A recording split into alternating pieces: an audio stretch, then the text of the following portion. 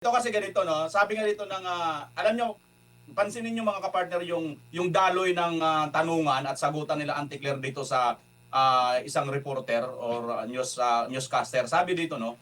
So, Yusik, we can guarantee the public that lahat ng mga statement na nanggaling sa Pangulo ay dumaan sa reliable at verified. Alam nyo mga kapartner, bilang isang ahensya, hindi po ito basta ahensya lang eh. Ito na po yung ultimate na agency. Kasi ito na po yung PCO eh. Ito na po yung alter ego ng Malacanang. Ito na yung tagapagsalita ng Malacanang. Tapos ngayon, questionin ka, may magtatanong sa yung reporter na sasabihin na reliable at verified. It is tantamount to say, mga kapartner, na hindi pinagdududahan talaga na hindi verified ang iyong mga binabalita at hindi reliable ang inyong source. At ito pa nga, may karugtong, at sino po raw iyong nagbigay ng clear information sa presidente leading to the announcement because may details na po eh. May details na agad nung sinabi ng Pangulo from crossing the German border and then eventually turned over to the Czech Republic. Alam niyo, sagot ni Auntie Claire, sa ngayon po ay hindi ako makapagsalita kung sino ang nagbigay sa kanya ng report na ito. Alam mo, insulto talaga ito. Sa totoo lang, insulto ito sa mga Pilipino na may mga pinag-aralan, no?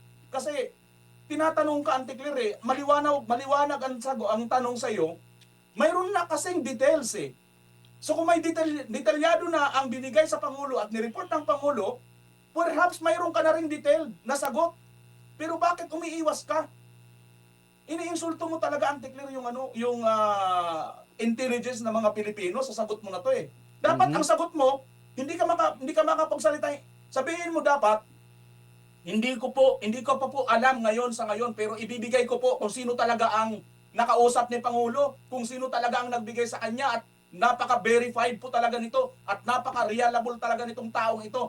Antayin po ninyo, mga kasamang reporter or mga nagbabalita sa media, kasi alam ko po yun dahil may nakausap na pong Pangulo eh. Hindi naman po niya ito po pwedeng sabihin nang wala po talaga siyang nakausap.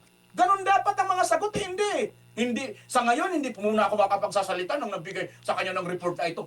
Bakit? At ang susunod na tanong tuloy sa iyo nito, madam, ang susunod na tanong sa iyo tuloy, mayroon ba talaga? Mayroon ba talagang tao na nagbigay? May source ba talaga kayo? O ang source ninyo, yung multo rin?